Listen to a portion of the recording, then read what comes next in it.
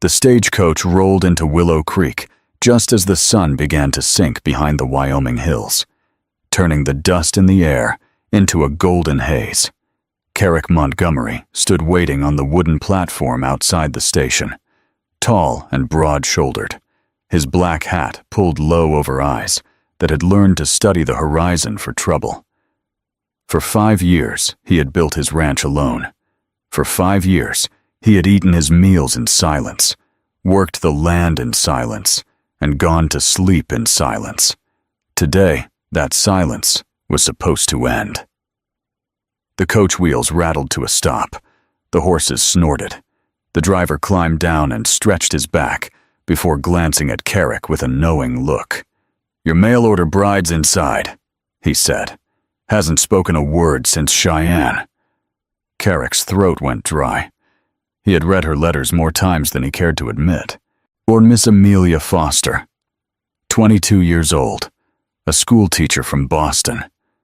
Her handwriting had been neat and confident, her words thoughtful. She had written about wanting a fresh start, about being practical and unafraid of hard work. She had not written about fear. The stagecoach door creaked open. A small gloved hand appeared first, then the hem of a dusty blue dress. She stepped down slowly, almost as if her boots were made of stone. A bonnet shaded her face. Then she looked up. Carrick forgot every greeting he had practiced. Her face was wet with tears. Not polite tears, not delicate ones. Her blue eyes were swollen and red, her cheeks streaked, her lips trembling as though she were fighting to hold herself together in front of strangers. She clutched a small valise against her chest, like it was the only solid thing left in her world. This was not what he had expected. Carrick removed his hat. "Miss Foster?" She nodded once. "I'm Carrick Montgomery." He held out his hand. She placed hers in his, but it felt fragile, uncertain. She could not meet his eyes for more than a second before fresh tears spilled down again. "I apologize," she whispered. "This is not how I meant to arrive." People nearby had begun to stare. Willow Creek was small. Nothing went unnoticed. Carrick stepped closer, lowering his voice. "You don't have to pretend with me." Her head lifted slightly. "Whatever's troubling you," he continued quietly, "there's no need to force a smile on my account." For a moment, something shifted in her expression. Surprise. Maybe even relief. "I fear I've made a terrible mistake," she said. Carrick's stomach tightened. He had heard stories of mail-order brides who took one look at their future husbands and fled on the next eastbound coach. "Is it me?" he asked plainly. Her eyes widened. No, Mr. Montgomery. It's not you." "Then let's speak somewhere private." He collected her trunk and led her to his wagon. She climbed up stiffly, holding her valise in her lap, as though she expected someone to snatch it away.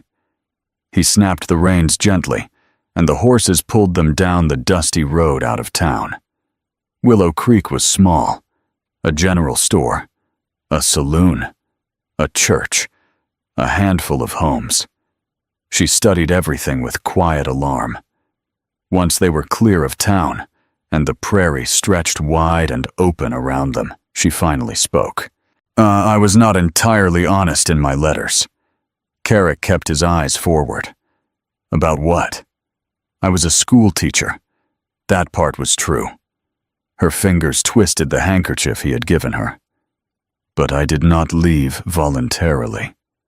The wind moved through the tall grass, bending it like waves.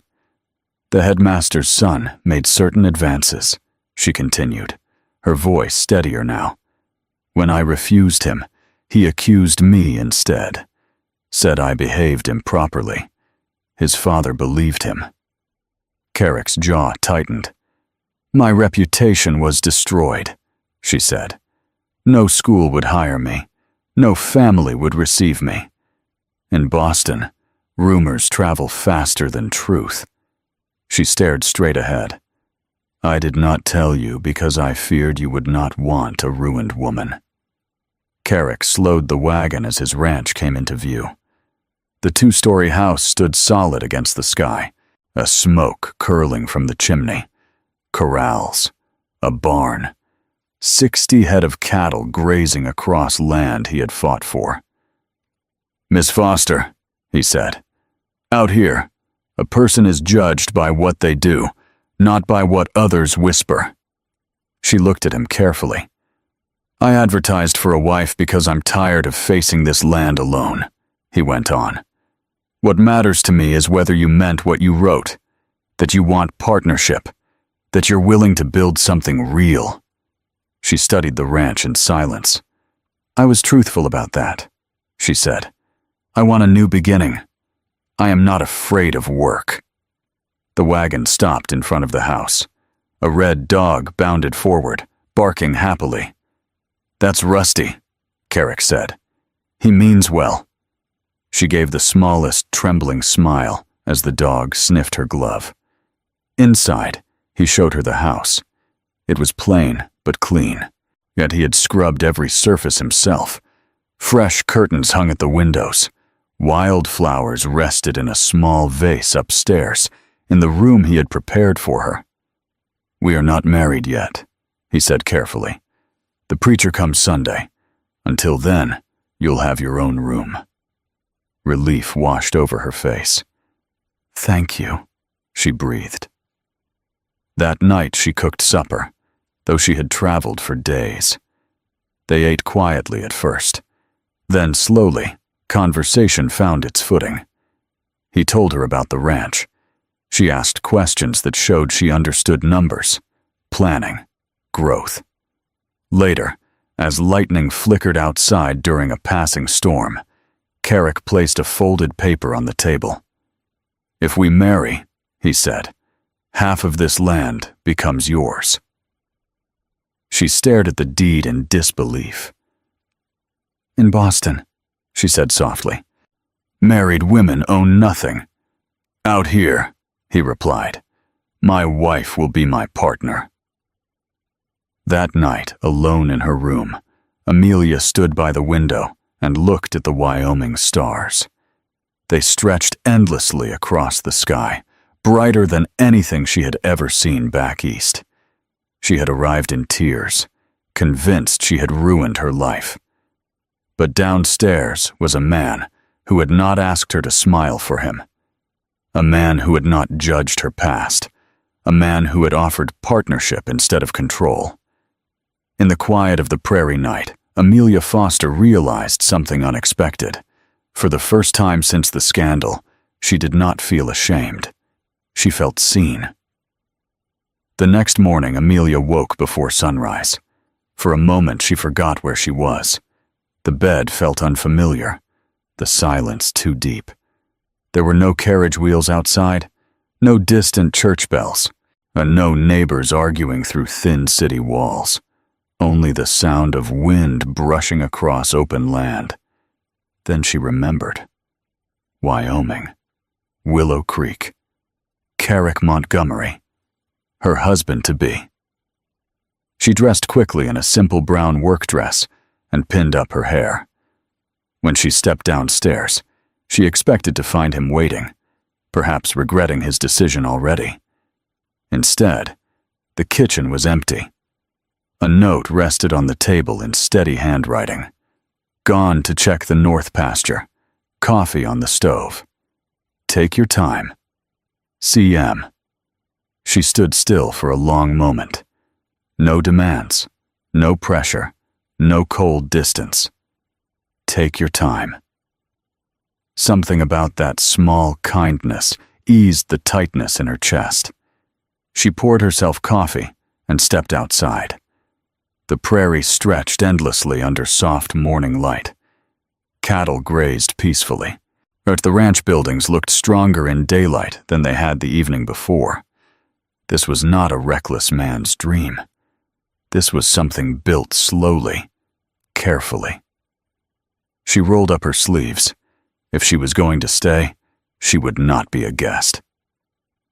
By mid-morning, she had swept the floors again, reorganized the pantry, and started fresh bread rising near the stove. She found satisfaction in the work. Order calmed her. When she heard a horse approaching, she wiped her hands quickly and glanced into the small mirror by the door, brushing flour from her cheek. Carrick entered, removing his hat. The smell of baking stopped him. "You've been busy," he said, looking around at the gleaming shelves and neat table. "I hope you don't mind," she replied carefully. He shook his head. "Mind? But it hasn't looked this cared for since my mother visited 3 years ago." There was something in his voice when he said mother. "Are your parents still living?" she asked gently. He paused. "No. Father died after the war. Mother in 1870. "I'm sorry."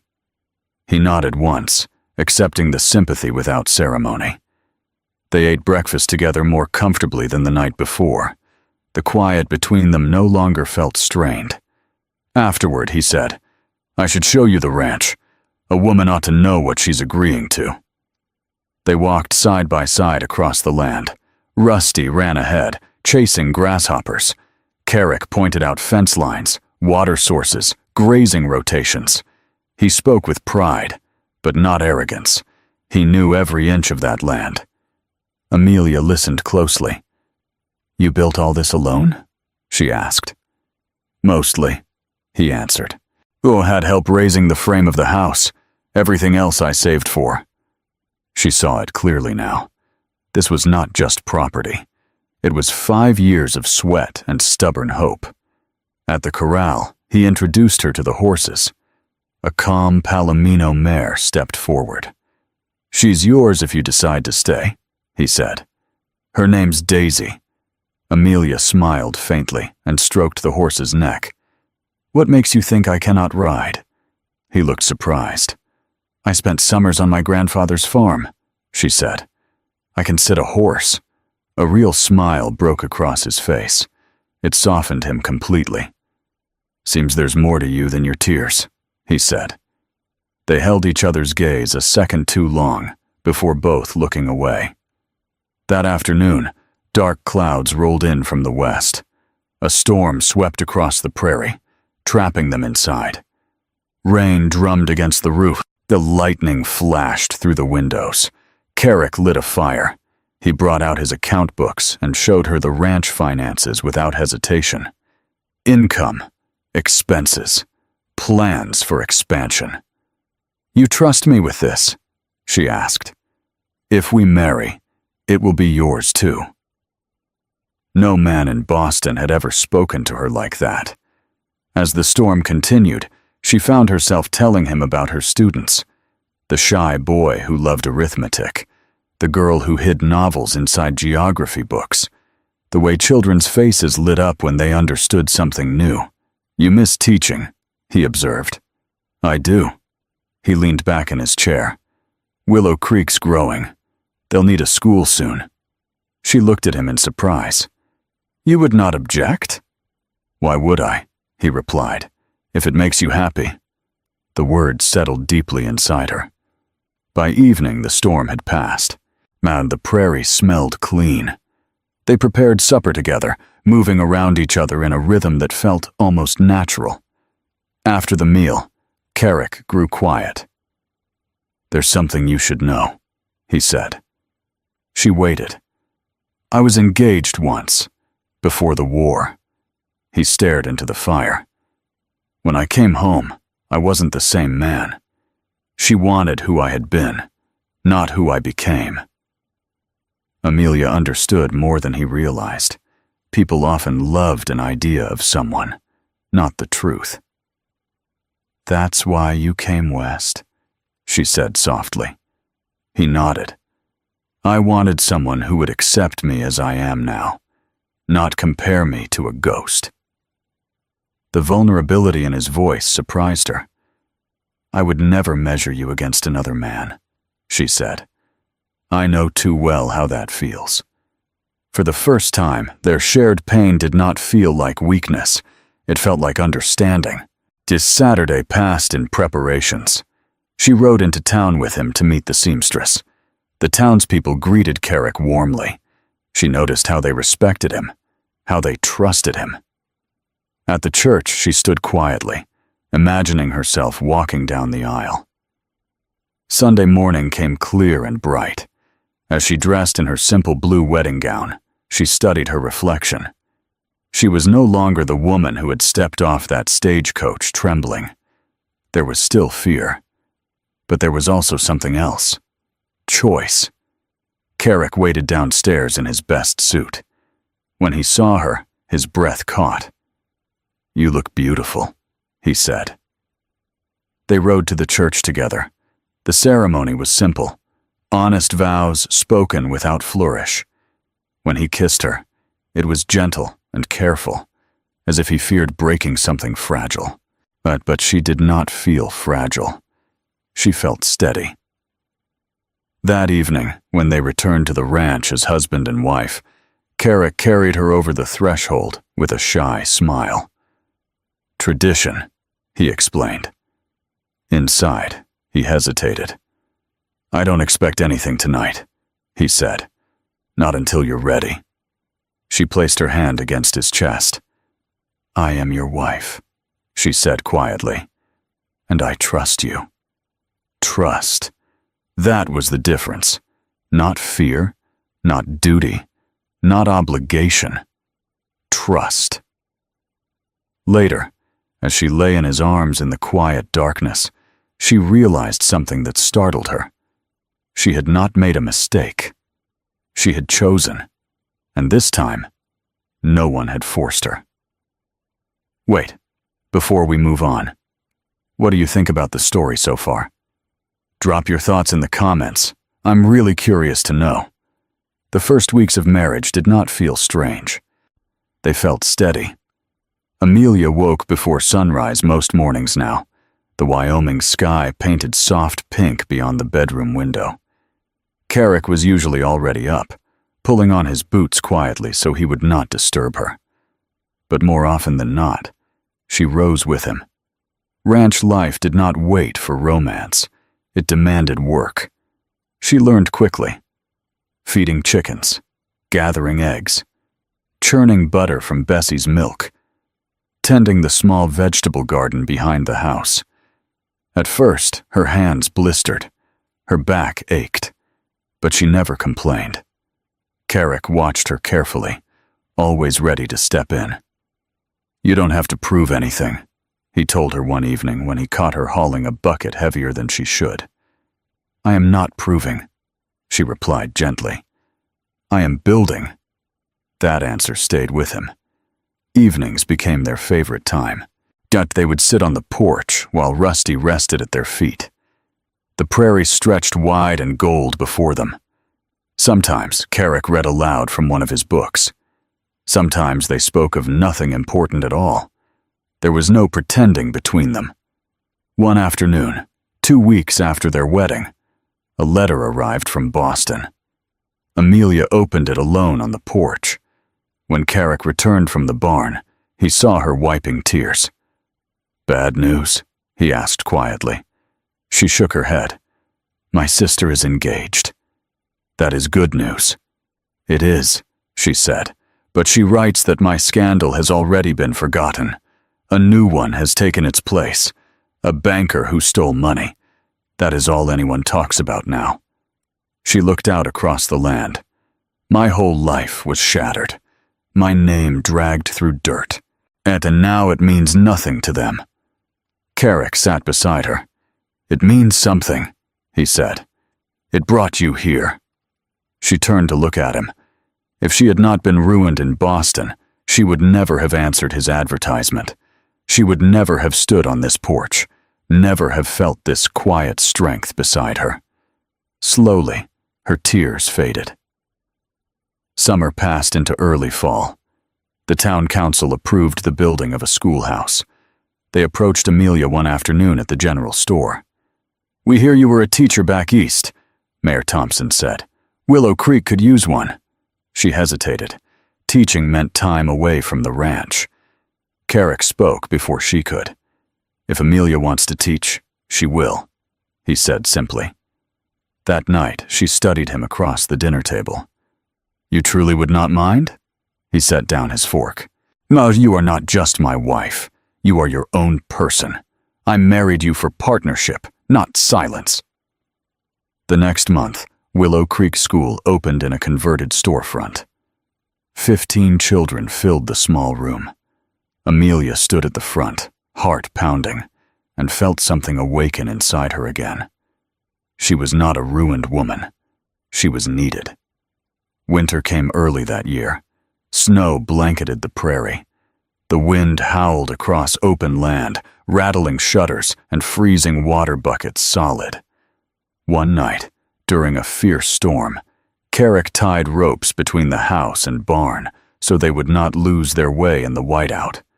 Amelia insisted on helping. Inside, they sat by the fire while the wind roared outside. "Do you ever regret it?" she asked softly. "Regret what?" "Sending for a mail-order bride." He looked at her steadily. Never."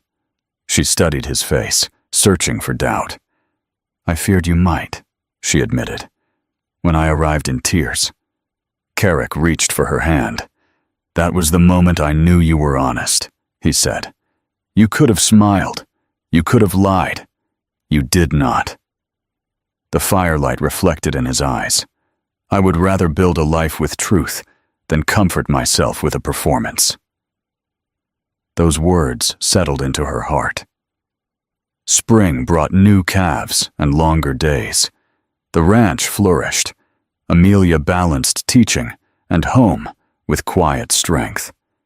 Then, one evening, beside the creek, she took Carrick's hand and placed it gently against her stomach.